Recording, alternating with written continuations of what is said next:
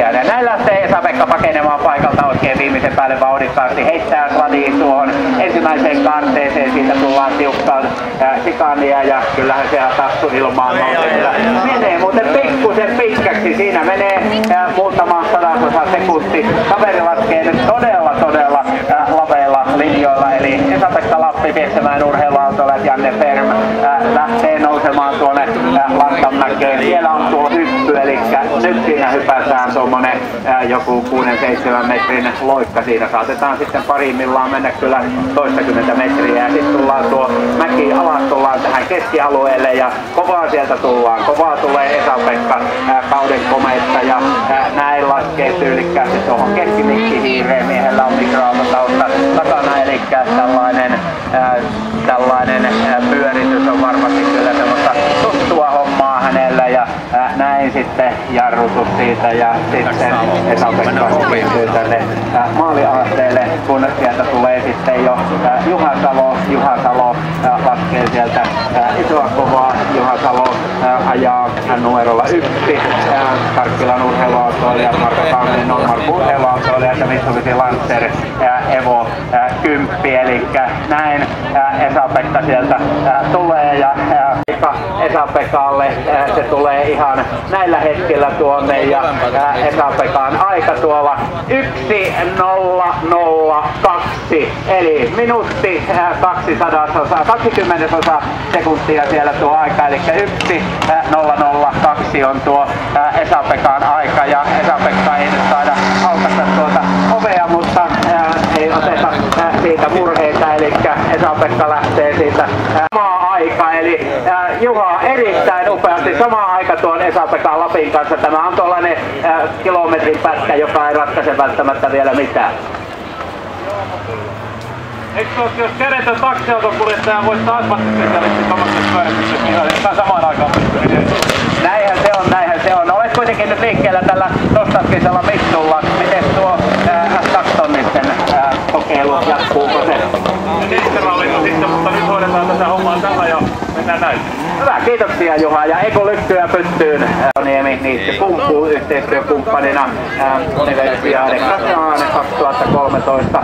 Eli mies mainostaa myöskin noita olympialaisia sitten, Venäjän Universaadeja siinä saman tien kun näin siirtyy siitä pikkuhiljaa tuonne eteenpäin ja 1:0:03 eli näin lasketaan kyllä siellä